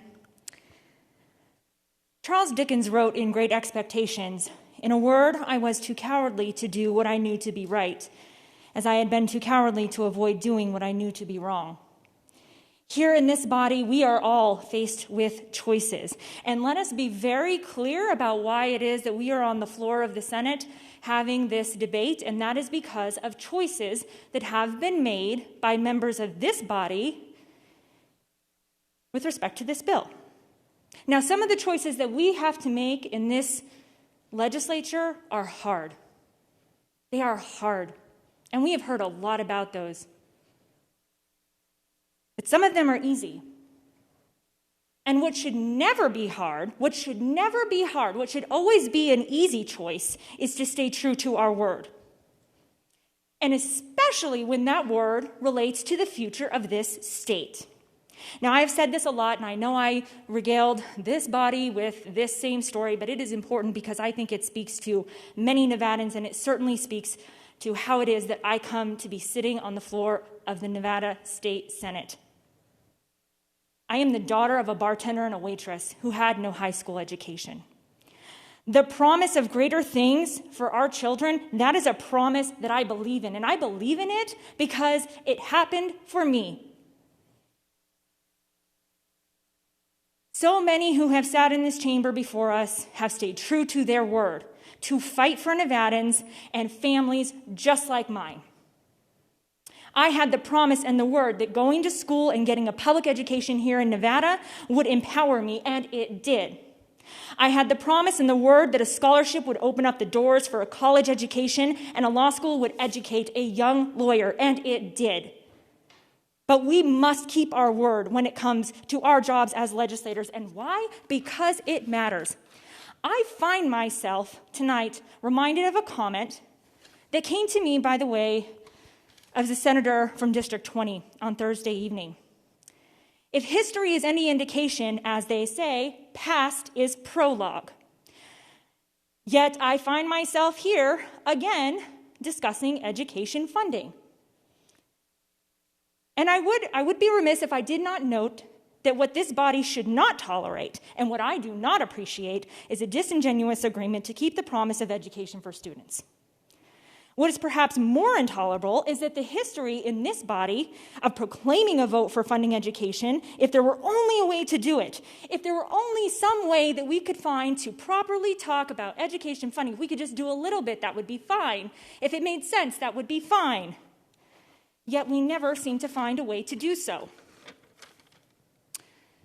I have been in this legislature for 3 sessions, 2 regular and this special session. And yet I have seen this play more than once. In 2017, this body considered an excise tax on marijuana, designed to go to education, a funding mechanism for an industry who was being brought into this economy and a way to support students and teachers. Yet when the vote came, members of this body not only did not vote for the tax, but subsequently walked off the floor of the Senate and refused to do the job of a senator and take a vote on the education budget. In 2019, again, the promise of if it were only going to education, if we could only find a way to get some money to education, to talk about funding, the promise the same, the proposal different. This time it was an offer to keep taxes the same.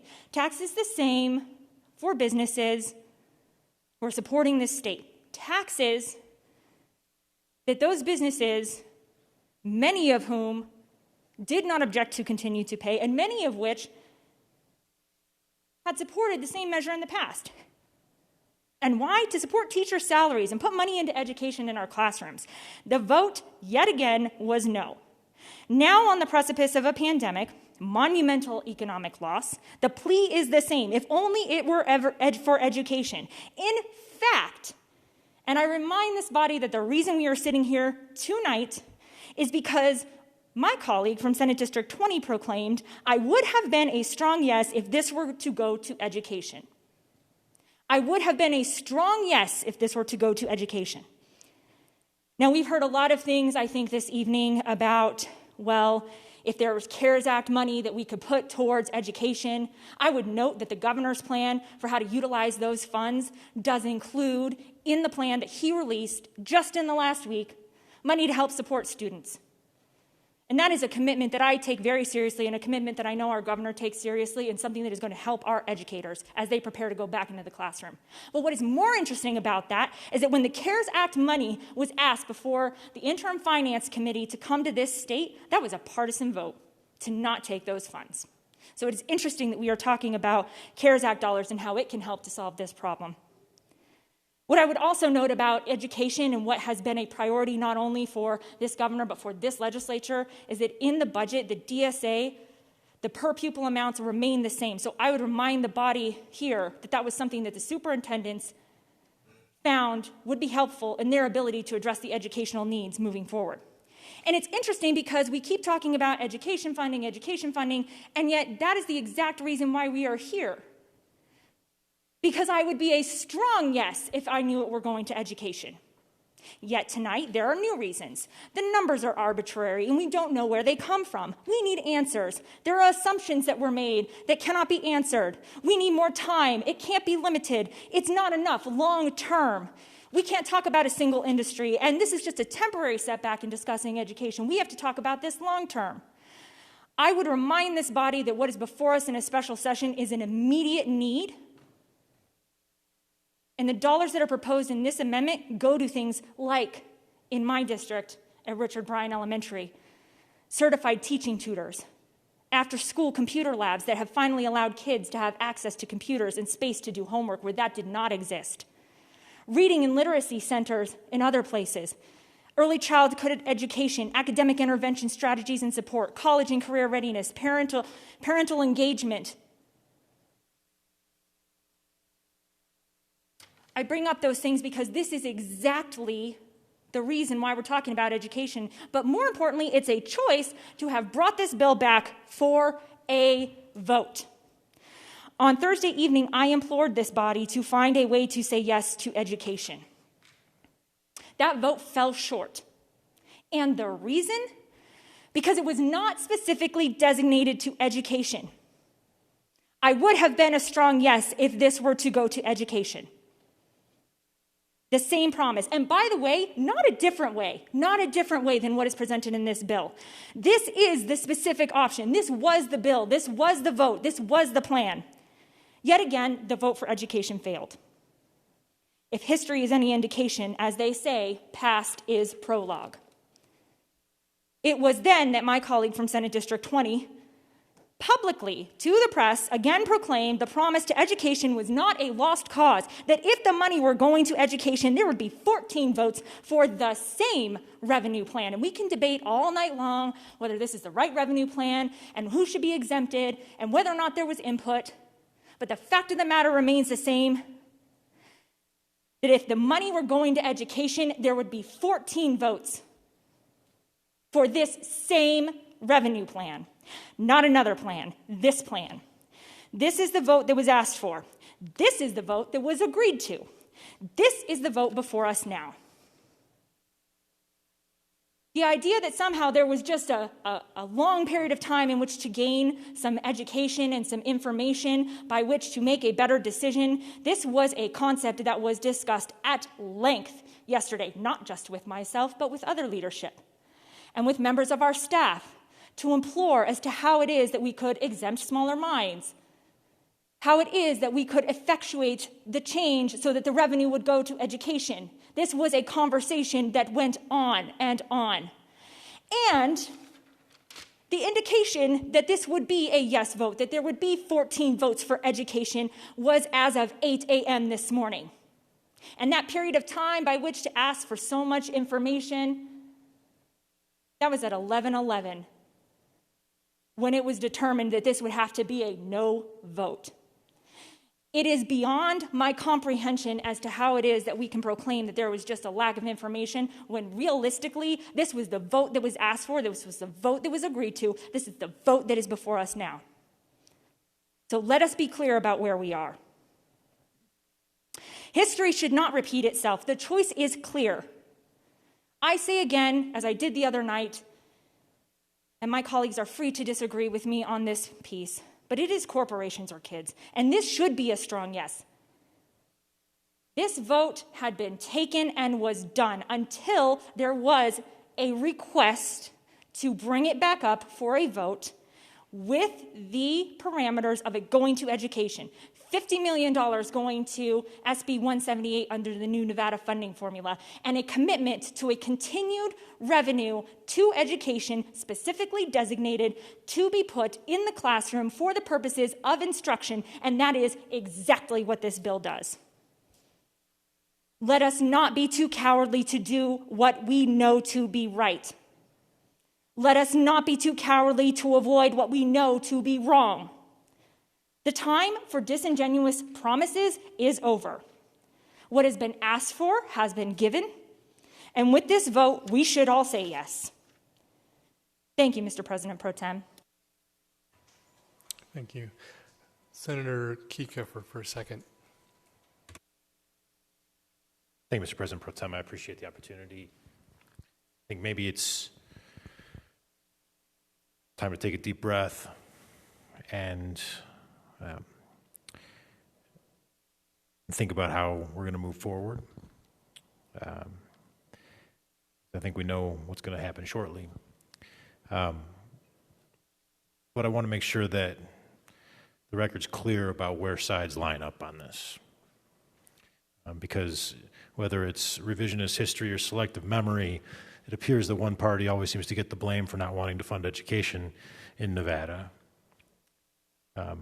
But let's look at that briefly. The 2003 legislative session was led by a Republican governor, a Republican Senate, a Democratic Assembly that created what is now the second largest general fund tax source for our state in the modified business tax.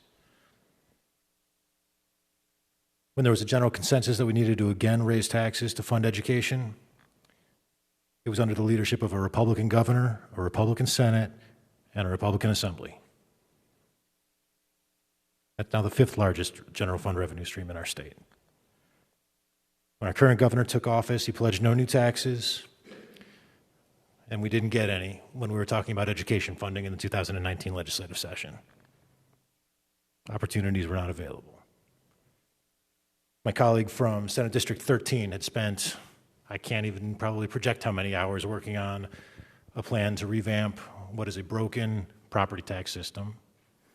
I know a lot of my Republican colleagues aren't going to agree with what I'm going to say here, but we needed to pass that in 2019 to get it on the ballot and try to convince people that we need to fix broken tax structures.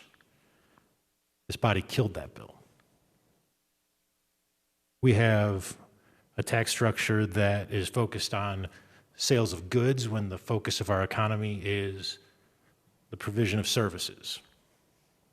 We have multiple tax structures locked in the Constitution that make it incredibly difficult to change. We need to think significantly more broadly about how we tackle the problems that we're facing. And I hope that as we go forward, we're able to tackle the big issues, solve those structural problems, and come together to do what I think we all can agree needs to be done. Thank you, Mr. President Pro Tem.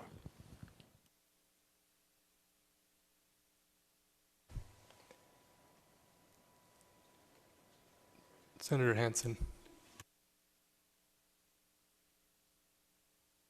Thank you, Mr. President Pro Tem.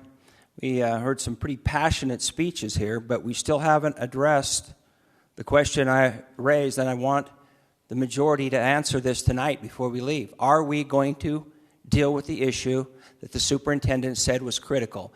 It doesn't matter how much money we raise. If the kids cannot go back into the schools because of the issue of liability, all of this debate tonight is superfluous and pointless. So I want to know, are we going to address what the superintendents very specifically said was critical for those 492,000 kids to get back into schools this fall? He needs that now in this special session. He made that perfectly clear, as did the one from Washoe County. So while we're all talking, I noticed nobody addressed that in the majority party. Are you going to not be afraid of the trial lawyers, and we're talking about cowardly around here, which, by the way, I think is disingenuous and wrong because somebody changes their mind. It doesn't make anybody a coward. What is cowardly, though, is to sit here and talk for hours about funding when the most critical thing that the superintendent said they needed was not funding, but was in fact protection from the trial lawyers. So I hope, before we close out the hearing on AB4, that one of my colleagues from the majority party will say to the public listening that yes, Mr. Senator, we will deal with that. If not tonight, if not in this special session, we are going to call another one. And I can assure everybody in Nevada that just as the superintendents and all the parents and those 492,000 kids, the needs of those kids are going to be met when it comes to the issue of liability. And again, those teachers who are afraid that when they get back in the class that they could possibly be sued personally, as they have suggested. So I am going to, again, make that request tonight from the majority leader and the majority party. Will we address the hold harmless liability issue that is critical to allow our students to return to school? Mr. President Pro Tem. Senator Cannizzaro. Thank you, Mr. President Pro Tem. I move the previous question. We have a motion. We have a call for the question. And we have two. Senator Scheibel and Senator Harris. All those in favor of moving the previous question signify by saying aye. Opposed, say nay. Aye. The motion carries. So you have before you the question being on the passage of AB4. Those in favor? So now we go straight to the roll call. Right to the roll call instead of the open the roll.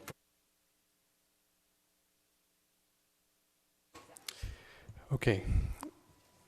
The secretary will open the roll. The secretary will open the roll.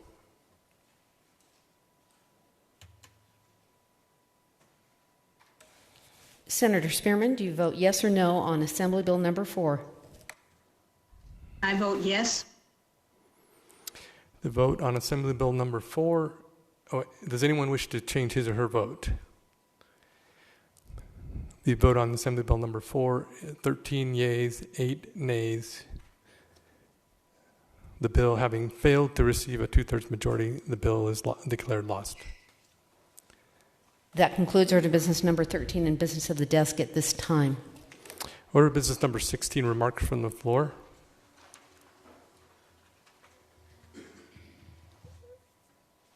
We need a brief 1-minute recess. 1 minute recess.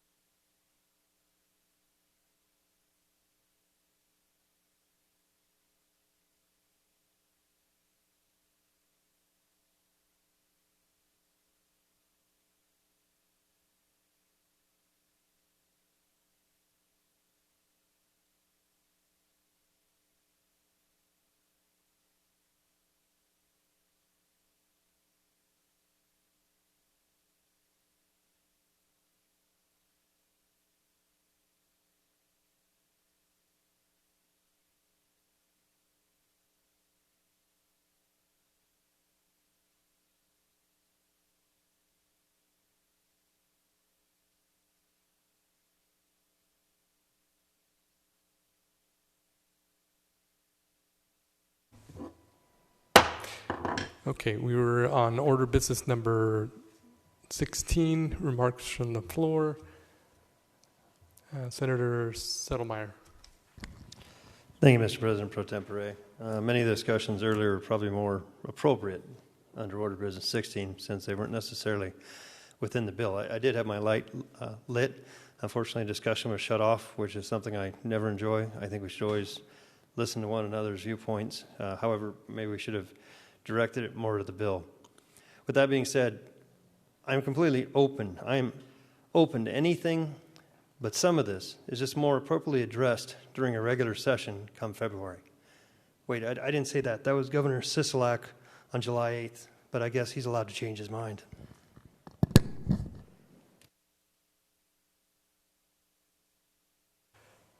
Senator Pickard. Thank you, Mr. President Pro Tem. I've been asked by the Clark County Education Association to address their members directly as to why I changed my mind. And I thought that that was more appropriate under Order of Business 16, so I wanted to do that now.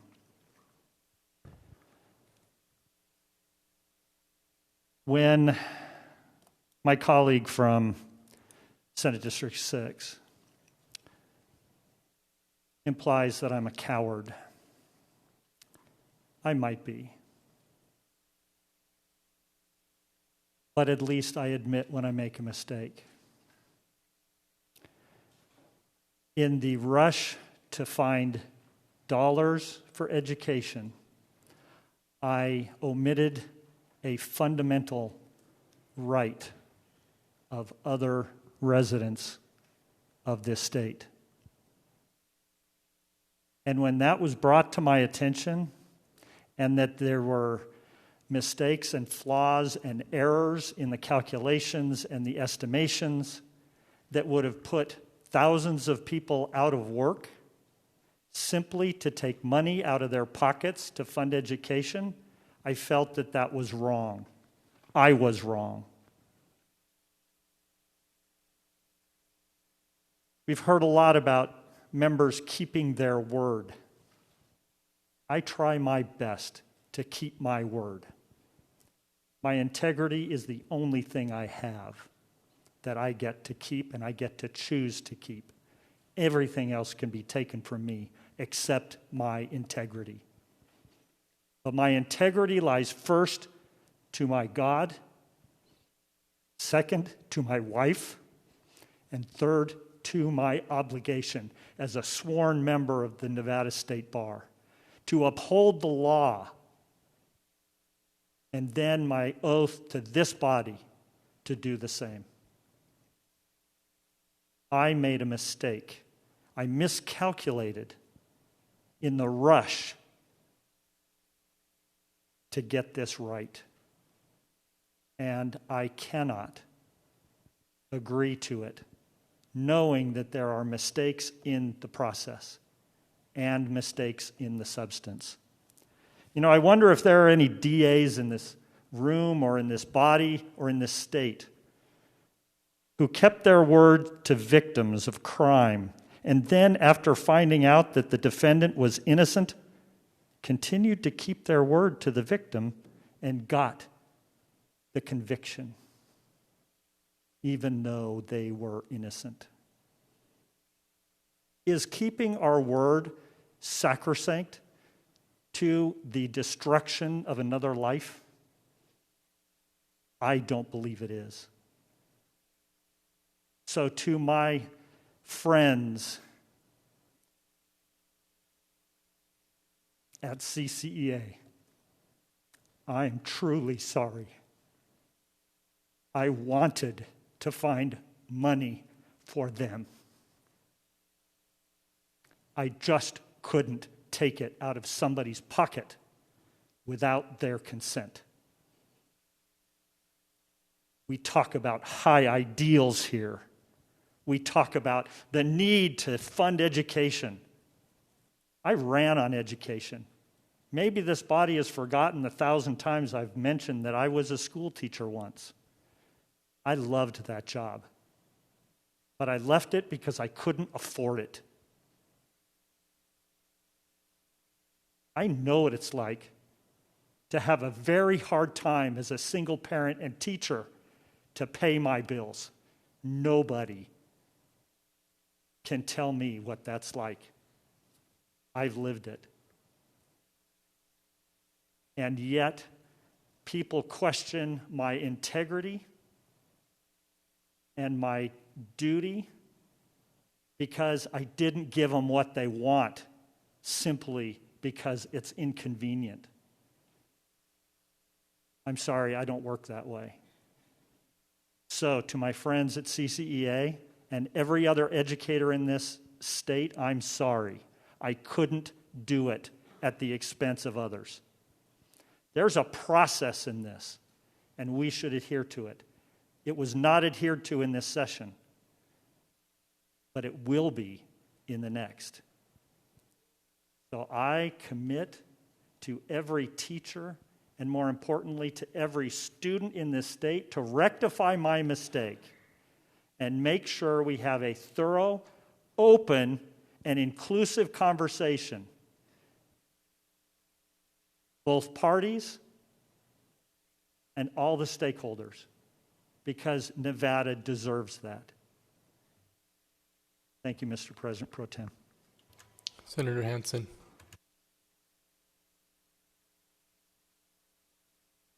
Thank you, Mr. President Pro Tem. You know, this whole special session is based around COVID. Yet, during the session, we haven't discussed COVID or the facts behind it at all. Not a bit. So it's been very interesting listening to so many of these things, but I've been going through the facts now. We're going into our 5th month of this, and Stanford University, interestingly enough, has been watching this closely. And what they've learned is that the survival rate for people between the ages of 5 and 19, if they even get it, is 99.999% of the time. For those that are 20 to 64, it is 99.95% if you get it. The only high-risk category is 65 years and up, which is 94% if you get it. So what we need to recognize is during this pandemic, we have caused immense collateral damage to our business community, perhaps initially, because we do want to err on the side of caution, by shutting things down. But now we know what the facts are. We, in fact, need to liberate the age categories and the people that are least likely to be impacted while focusing our resources on the ones that are at highest risk. Now, that is not something that a governor can do with a one-size-fits-all policy at the state level. One of the failures that we have done, the unfinished business that we have left behind in this special session, is to actually empower the local communities, the city councils, the county commissioners, and the local business community to come up with meaningful solutions and ideas as to how to correctly deal with COVID. Because if we really wanted to deal with the budget crisis that we're facing now, the best possible way in the long run is to get our business community back up and running and nice and healthy and strong. And by leaving them out of the discussion, and by constantly having a fear that with a stroke of a pen, the governor can shut them down, that keeps that business community from becoming healthy and, again, producing the tax revenues that we had anticipated. So one big mistake that we have done so far, we need to reform the powers of the governor in an emergency situation. This is not a direct criticism of the governor, but it's just a reality that we are the lawmaking body and we have failed in that. And it is absolutely critical that we get that power back in the hands of the people on the ground. We had some comments that, well, you know, the governor cares. Well, I got news for you. Nobody in my hometown of Sparks cares more for the citizens of Sparks than the Sparks City Council and the Sparks Mayor. Nobody, including this body. And that holds true for every single community in this state. And they are also on the ground. And if they make a decision, and that decision may be an error, they have the ability and the flexibility to literally change it overnight, not wait for weeks on a possible edict from the governor as executive of the state. That is something we have failed to address. Now, on the issue of getting the kids back in school, the governor said very clearly that he expects us to follow the experts. If you've been following the discussion in the last couple of weeks, nationally and even in our state, the experts are overwhelmingly clear. The kids need to get back in school. At the same time that they want to go back to school, the school superintendent said, we can't put them back in school because we're going to get sued. Yet, we shut down the discussion at the very moment that I brought up that question. How convenient. In other words, Mr. Mr. President Pro Tem, we don't want to address that, Mr. Hansen, Senator, because we're not going to. We're not going to challenge the trial lawyers, and we're going to leave all these kids, almost 500,000 kids, at risk of not going to school this fall. And you don't think there's going to be some ramifications when there's at least 200,000 plus parents that want to get their kids back in the public schools and who will point out to the fact that all the experts want their kids back in public schools, and they're losing a year of their life, their academic life, by our failure to address this? There's going to be some ramifications to that, and rightfully so. We have failed. Now, I am praying that I'm wrong, that we're going to have another special session. We're going to address some of these things. But in the meantime, we need to recognize, we need to liberate the segments of our population that are least at risk. COVID is getting better and better known, and what the people that are at risk and the people that are not are also very, very well known. Now, last thought. To date, there have been 594 COVID-related deaths in Nevada. To make a comparison, the last year that we had stats, 2017, in Nevada, there were 6,417 deaths from heart disease, 5,283 from cancer, 1,633 from lower lung disease, 1,496 from accidents, 1,137 from strokes, 779 from Alzheimer's disease, 676 from drug overdoses, and 636 from the flu. So at 596, we're not even at the top 10. So let's look at the reality of what COVID is. Let's address this as lawmaking bodies like we should. Let's free up our business community. Let's give the governor 30 days worth of carte blanche, but after that, we need to have some input with our local communities. Let's get our 500,000 school kids back in school. Let's put reasonable restrictions on what trial lawyers can and can't do and provide the liability protection that our schools and teachers need. And that's the job that we should be doing right now in this special session, and that is the job that we have not done. Disgracefully so. We can argue all day about mining tax and all that, but until those things are in place, we're not going to see a financial recovery in the state. We're not going to see our business community put people back to work. We're not going to see the tax revenues climb like they will immediately once we start doing that. And we're not going to see 500,000 kids go back to public schools. And when people ask why, we can look at ourselves right here in this room and say, we failed you. We failed Nevada. We failed to do our job. So, to me, I'm in the minority. I wish I wasn't. Perhaps that will change if, in fact, none of these issues are addressed.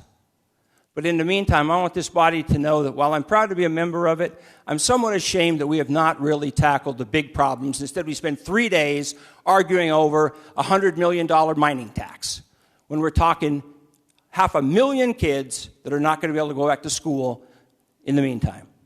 So with that, Mr. President Pro Tem, I thank you for this indulgence. And I sincerely pray that my colleagues will change, and we, in this next special session, will address the really critical needs of this state. Senator Harris. Thank you, Mr. President Pro Tem.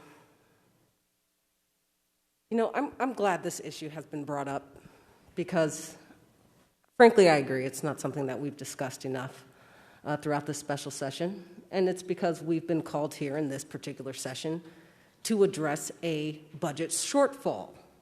And that's been our main focus, rightfully so.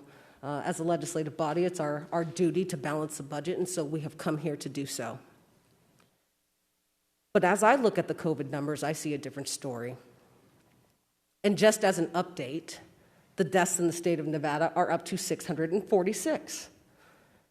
And it seems to me that is the nature of this virus. The numbers are changing every day, and it's only going in one direction.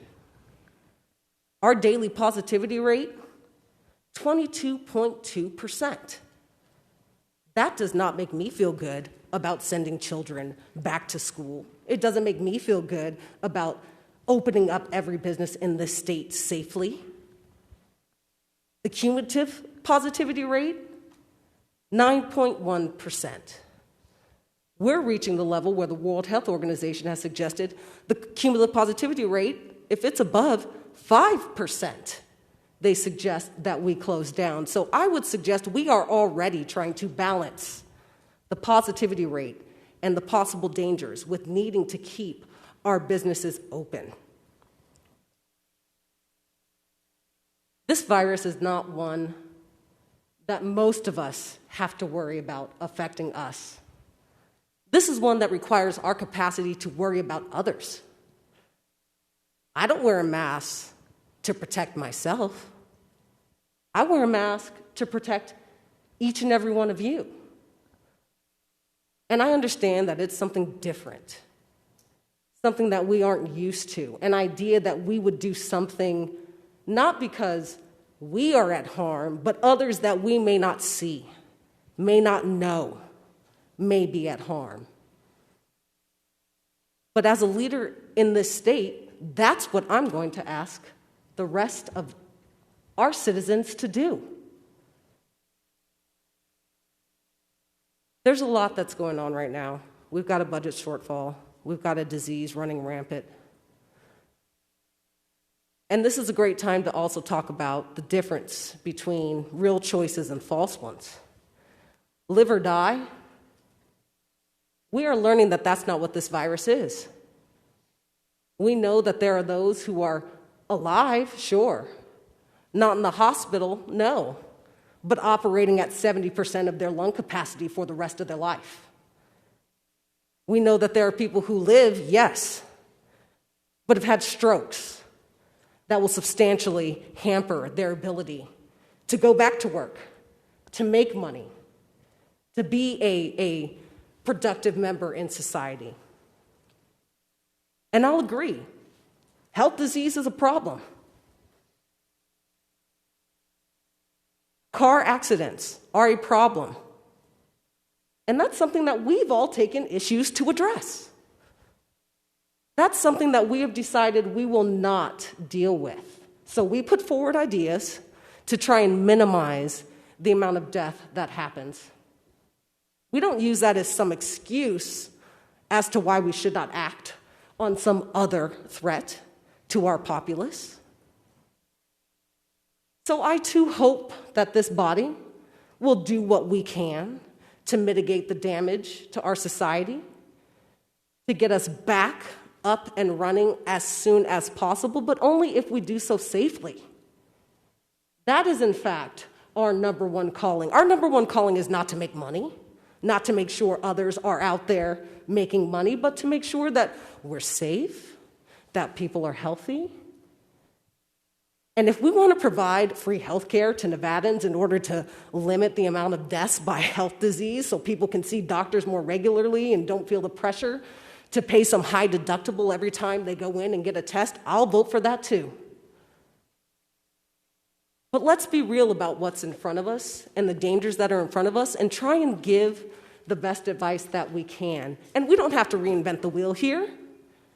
The entire world is dealing with this virus. And in fact, they're all doing it better than we are. And I would only hope that the state of Nevada can choose to do better than the rest of our partners in the country. And that's what we should endeavor to do. Thank you, Mr. President. Thank you. Seeing no other comments, no other remarks, Senator Canizaro. Thank you, Mr. President Pro Tem. I move that the Senate stand in a recess until the call of the chair. You've heard the motion. All in favor signify by saying yay. Opposed, nay. The motion is carried. The Senate is in recess.